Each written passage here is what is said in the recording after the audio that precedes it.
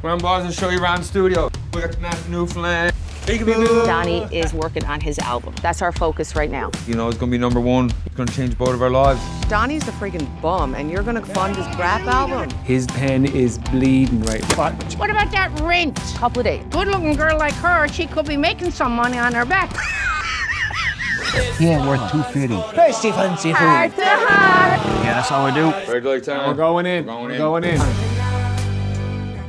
Ladies and gentlemen, we are here today on the Whiskey Wednesday show. We have another Newfoundlander with me today, a gentleman that I'm just getting to know by the name of Nik Sexton. Nick, you come from like Newfoundland theatrical royalty. Your mom, of course, Mary Sexton, who's been in my life forever, and everybody in Newfoundland holds her dear in their hearts. And your uncle Tommy, of course, who passed away. Did you meet Tommy at all? Oh, Yes, yeah. you did. Yeah. I lived with Tommy for a brief period, and I knew him very well. Yeah. Okay, he was a great cat too. And I've got a great story about me and Andrew Young husband at his 30th birthday party, which I'm sure you've heard the stories about. I won't repeat it now, but yeah, no, I got lots of great memories of that. You're born into this culture of theatrical Newfoundland, artistic Newfoundland. And when I look back at my people that that were sort of growing up when I was leaving Newfoundland, you were one of those people, and of course myself and Rick and Andrew and Ashley and everybody went away and did our things. But now I'm looking back at sort of who the people who were a decade behind us, what they've been doing, and that's where you fit in.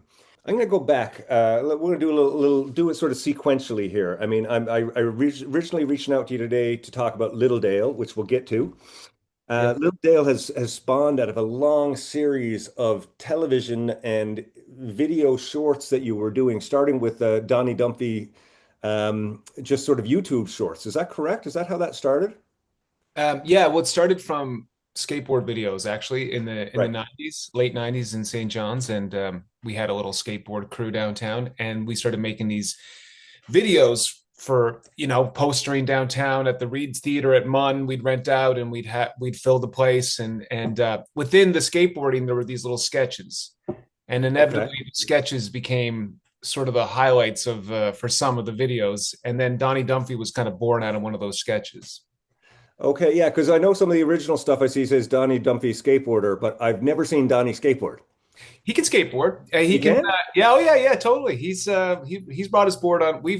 The early days of touring, we'd all bring our boards, Oh, and it was a lot of fun. Yeah, he's good. He can do a Yarden flip, which is something I can't do, and he's always been on the scene the entire time. Leon's always been part of the skateboard scene, but when we had the band going full tilt, like touring across the country, we'd all bring our boards. We'd have a U-Haul rented, and then on top of all the drum gear and bass amps was like skateboards. So yeah, that was the thing.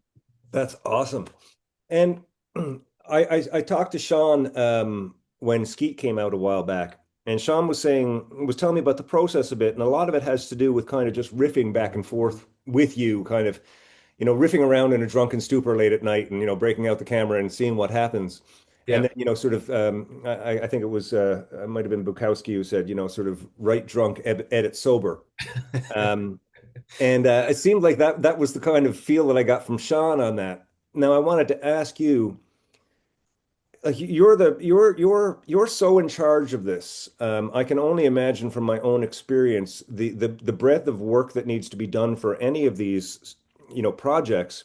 But it seems like you're in control of it all. Are you writing all the scripts, or is it a collaboration with the people? Is there a bit of ad-libbing, or is it all kind of like how is this happening? And how did it happen early, and how is it happening now? I think I build the frame of the house, usually, the foundation, and here are the bones, and we do read-throughs, or as Sean's put, Sean is quite a natural talent, would say, like, we would get together and spritz ideas around characters and sort of throw ideas at the wall about characters and character work. And then there's a read-through process where we sort of boil it down a little more. And then when we get on the day and we rehearse it, then we sort of do it until it feels right. I'm never I'm never like, oh, I have to have the words done the way they are on the page. Like if it feels right, then it's right. Sometimes even if I just listen to a scene talking, the audio, like if it doesn't sound like real, then I don't believe it. Then we got to change something. So, I've seen so many projects in Canada, especially, where you can just see that they just did exactly what the words were on the page, and I'm like, oh, that could have been better. That could have felt more real, or that could have felt more dynamic. But that's someone else's decision to make. That's how I operate. It's funny because sometimes you make these things, and I've been doing this for almost like 30 years now.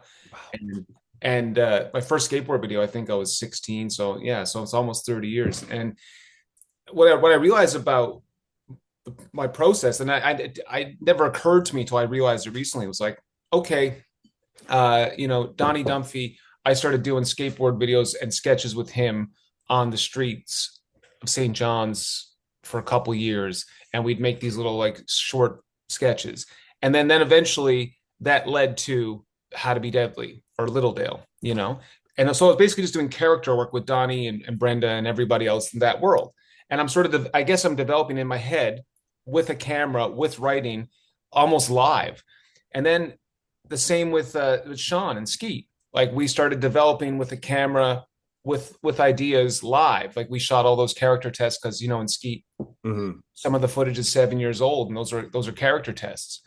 And now with Littledale, there's some new characters like Glenn, my buddy Mark Howard, who's amazing. And I realized, I just looked at him and go, oh my God, we did these dumpster videos a couple years ago, and I guess I must have been developing you as a character.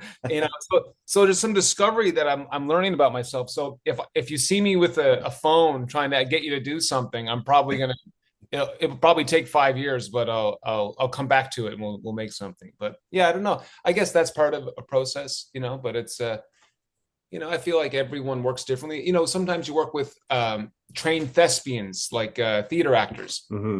And sometimes you don't need to change the words on the page, or with certain actors. It depends on who the performer is, who the character is. I wouldn't say that it's always improv, but I would definitely say that I'm always flexible to see what's best for the story. It seems like the characters have a real natural flow. And that's why I was kind of asking that. I know like a show like Curb Your Enthusiasm, which is kind of strictly, sort of improv, as opposed to, sort of Cheers or something, which is sort of, reciting of the words on the page. They both work in different ways. But with Littledale, I find, the characters, the accents, and the language. I mean, as a Newfoundlander who's been away from home for so long, I just love to hear the language. I love the way that, I love them talking about getting a bit of skin. I mean, nobody on the mainland knows what I say when I say, oh, I'd love to get some skin. It's just like they don't know those terms. But there's a flow that happens with the characters that it doesn't actually seem like they're acting. When you choose the people that you're going to work with, Leon or any of the other characters, do they already have elements of their character inside of them? Are you bringing that out, or are they becoming a different character than they are in real life? They're definitely they're able to tap into some of those characters. Like, when Leon, would say having a time, Leon in real life would always call us up and go, what do you have tonight? You going out, having a time? Like, I mean, there's a little bit of that, but I think some of the dialogue for sure, and some of the like minor characteristics, but never true to life. Like, right. Leon is a far cry from Donnie Dumphy, and but definitely I like when someone can tap in very close to, but not it's not exactly. I mean, Sean is not Billy Skinner, right? But Sean knows Billy Skinner, and he's got a hit on that character. Yeah.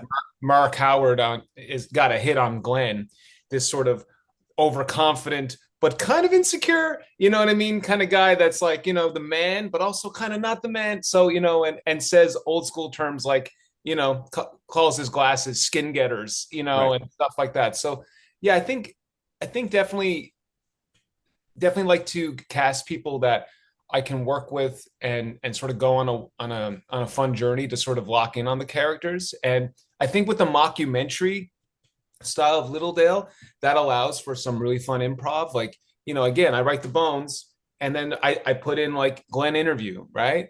And then I'm just going to ask Glenn a bunch of questions about what's going on while he's in character, and then some of those are the best moments then of the show, right? And that's why I think you get those natural feeling sort of moments in Littledale.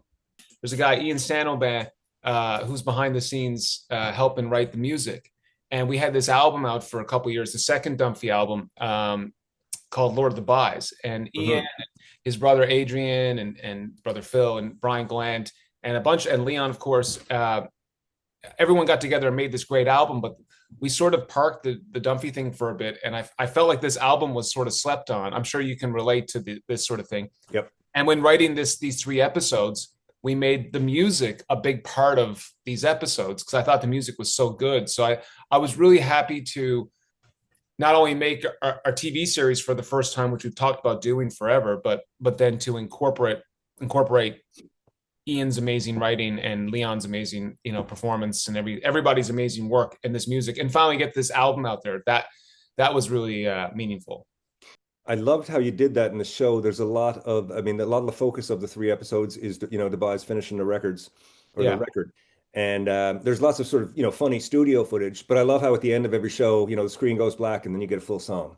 Yeah. That was something it was really smart because I got through the first episode and I was thinking, oh, I'd love to hear one of the songs. And then it just started. It was like, oh, this is beautiful. So well done there.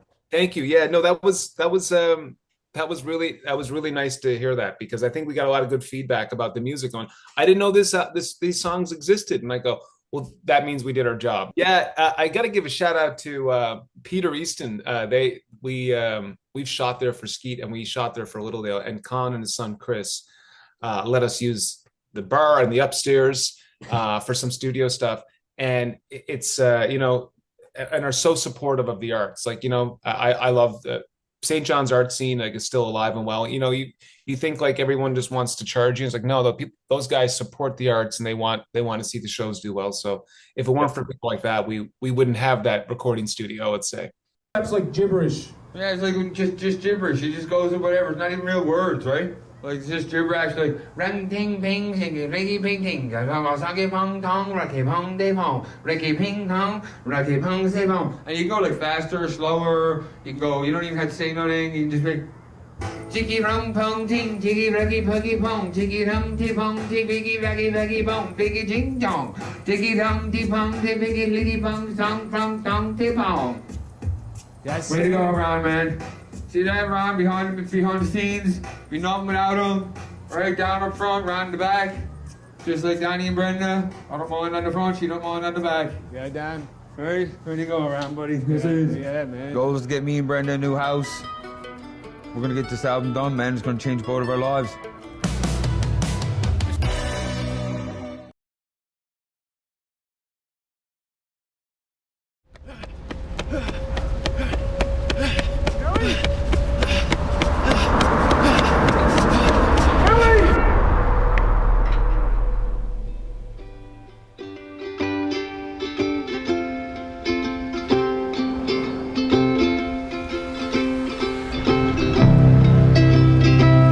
Not the same since you were gone, Billy.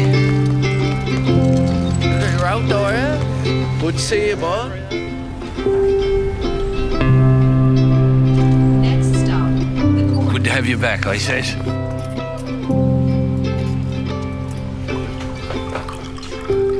How you been?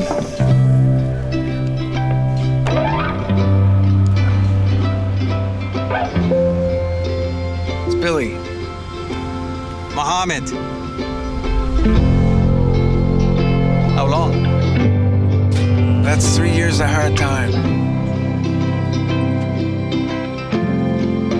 Dude, look at you.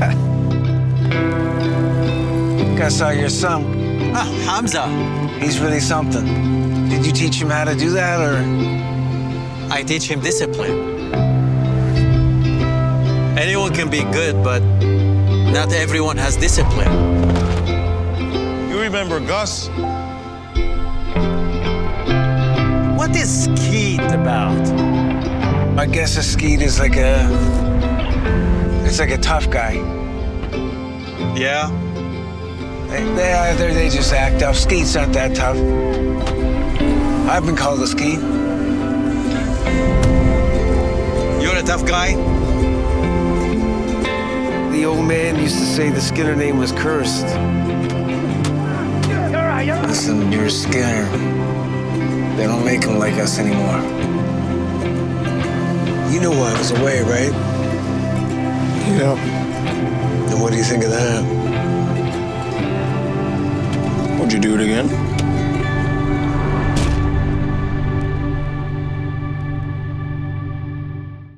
As much as Skeet has some of the Newfoundland, it has the Newfoundlandism. So when I watch that, I get my fill of Newfoundland language and stuff. But it's also dealing with very topical situations, very serious situations, immigration, prison reform, recidivism rates, stuff like that. And struggling, sort of with drugs and the pandemic, or the opioid, not pandemic, the opioid, whatever you call it, crisis. Yeah. That's a very heavy topic that Skeet takes on. Yeah. Which is very different than and I remember talking to Sean about this and saying, a lot of Newfoundland cultural productions, take the kind of, the mockumentary style. I mean, this goes back to the early, sort of Wonderful Grand Band days of, kind of making fun and poking fun at the Newfoundland culture and making fun of our language and making fun of all, our habits and stuff. And that's really sort of where, the Dunphy stuff sits. How hard is it going from one to the other, like directing such a very emotional, poignant piece and then coming over and just having a bunch of fun with your friends? Is it both just kind of like work and job, or is it a different hat that you got to put on to do that? I think it's a different hat. Skeet was one of those projects where it had something to say, and we had something to say, and how you interpret that is up to you or the audience. I did find in Skeet, there was more jokes. There were more jokes, and it took a while to edit Skeet. So I found, like, when I was watching the first 10 minutes, trying to cut back and trying to sort of finesse it, or sort of finesse the first 15, 20 minutes, I was like, man, these jokes are taking me out of it. Like, they're taking the seriousness out of the tone of the film. Right. So a lot of times I had to cut back on the jokes, and then you start realizing things about yourself as a writer. You go, oh, maybe I'm a bit nervous when I'm in a situation, so I pop a joke in there, and I have to face it a bit more, as a writer or as a creator. And like when Billy goes back to the doorway with his ex-girlfriend Shelley, which is Gina Cook, who plays that. They had a little fun, jokey thing off the top, that we tried and we improvised, and it was very funny.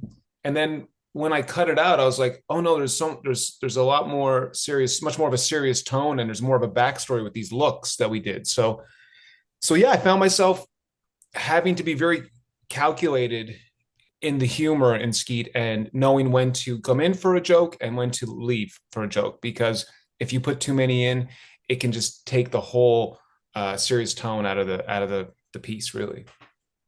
I think dialogue is interesting, especially in a Newfoundland drama, because you can go overboard too with Newfoundland dialect. If you're not careful, it's oh yeah, yeah. One thing I love about Sean is that I could listen to Sean read the phone book for 2 hours. He just has an incredible voice, and he's such a talent, and he knows how to deliver lines tonally very well. He knows when to bring the humor and when to bring it down, and as a director, as a writer, couldn't ask for more. Mm-hmm. How was working with Sean in Littledale as opposed to Skeet? Littledale is like the thing we wanted to make when we were young, and it's a lot of fun.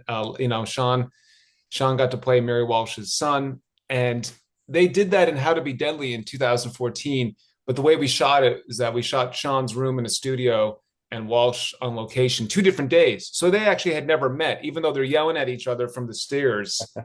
He's weighing pot with those like Pez scales, or gym scales in his closet, and he's yelling, and his mom is yelling at him that she doesn't know where his scales are. She starts tracking her uterus tracking device as she's making a joke. So they had never met. So making Littledale together when we were on set, I was like, oh, this is great. This is a great opportunity. Let's put the two of them in a doorway. And they do this little riff. And I swear, Ken, like it was probably one of the funnest moments of the show was just watching those two riff. And I guess none of that scripted. That is like just those two going off and watching. It's the intro to the show. It's the cold open to that episode. And I think Joel Hines said like when you're working with Mary Walsh and you're doing any sort of improvised thing, as you get closer and closer, she will hit you. And I heard him say this after we filmed this cold open, and sure enough, she does start slapping Sean, and then so Sean's character is sort of this adrift sort of guy who comes in and out of consciousness. Sometimes it seems like faded Freddy. Yeah. And he took it so well. I mean, even the way he pops in and says like, he got me this coat downtown, Vogue Furriers, and Sean goes downtown. Like, it's just really, really fun. He knows his timing is impeccable. So that was a fun one. I mean, Skeet was definitely a mountain to climb. Littledale was like a really nice walk around Signal Hill, Yeah.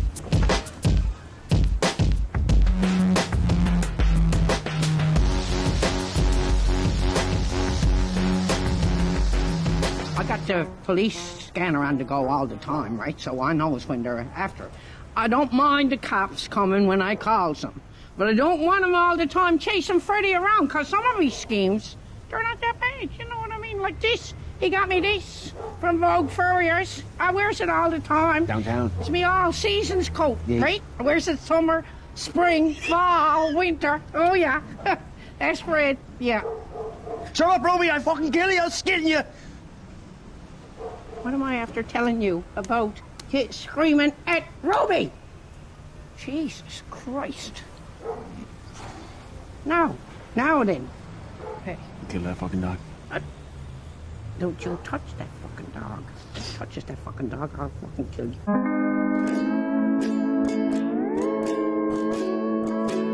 Yeah. Littledale, so you got the 3 episodes. Is there more coming?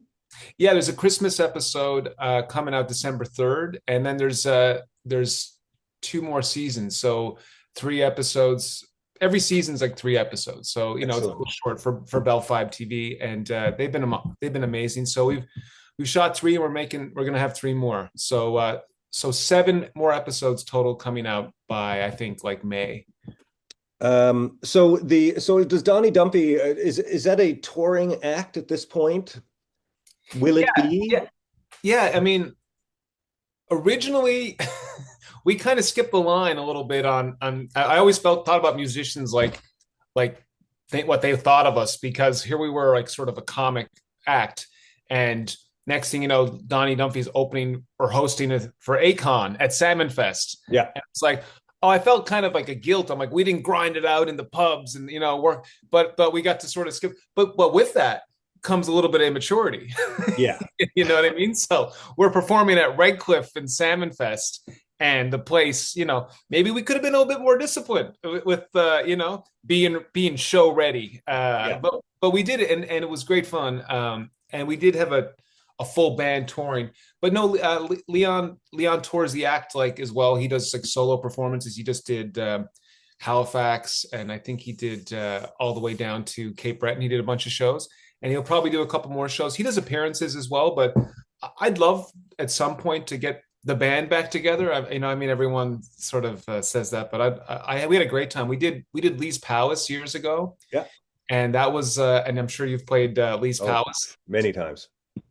Yeah. And that was like, and the funny thing about when it's a musical act, Leon would come up and we'd rent out the rehearsal factory and we'd get ready, and we'd probably go do like a small show first somewhere to get, you know what I mean? Like to get ourselves ready for the tour. And by the end, I'm sure you feel this is like you start sharpening the swords a little more, and you start getting better and better, and everyone's tighter and tighter. And you even have those little things in between, especially since we have the comic aspect in between songs, like the bits and stuff. Like he and I would do a lot of bits back and forth. And then all of a sudden it ends, and you go, we're so good. Like we finally got to be really, really good. And now we got to go parking and go back to our regular jobs, our regular lives. And that's, this is almost like you don't want the tour to end in a way, you know?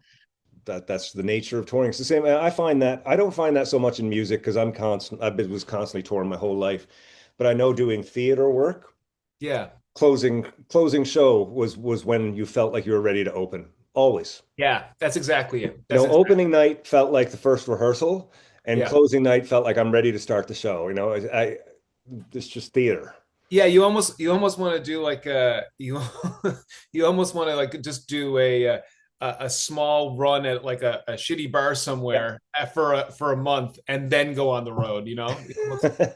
It's because I remember the Stones used to do that a lot. Obviously totally different wheelhouse, but they would always do those sort of warm-up shows before they would do the big ones. And it seems like a good way to sort of shake off the cobwebs, I guess. It's something, with the Watchmen now, we only do about 5 or 6 shows a year, but like when we've got a big show, we'll usually like the week before go into a small community and, like you say, just blow the cobwebs off everything. Yeah. Well, it's a great team, and we've got we've got a core. We've got 40 years of 35 years of building a fan base, and we're very lucky that we can still come down and do the George Street Festival, and go to Calgary and do the Stampede, and do our own shows in Toronto and Winnipeg and stuff. So we're pretty lucky. This overnight success thing is never overnight success. Like you say, you've been working on this for 20 years. Yeah. It's never, it's like the Goo Goo Dolls, you guys are an overnight success. We've been in a van for 12 years, It's just like all of these interviews you talk about, bands like that just suddenly broke, and they've been doing it forever. Yeah, and we were doing the sketches for years and years and years as well. So you're right. It wasn't that. I think just more for the musician part of it. Actually, we went on a skateboard trip to Buffalo once, and the locals told us about this bank. They wanted to skate, and he goes, it's right by the Goo Goo Dolls recording studio. And I remember we were all skating this bank singing Goo Goo Dolls songs. Oh my God. Yeah. It was great. That's hysterical. Yeah.